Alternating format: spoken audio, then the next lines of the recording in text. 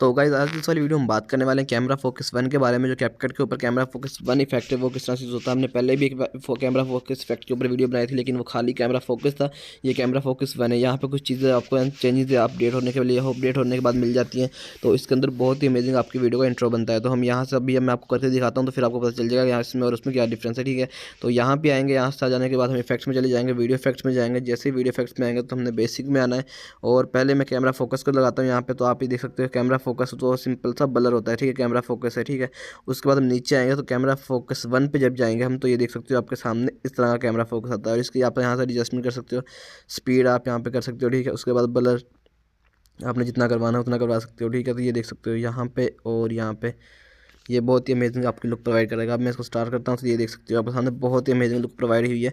और यहाँ पे जो स्टार्ट है वो बहुत ही ज़्यादा इंट्रो बन गया, अमेजिंग बन गया। तो होप सो आपको आज की वाली वीडियो अच्छी लगी होगी। वीडियो अच्छी लगी वीडियो को लाइक कीजिए।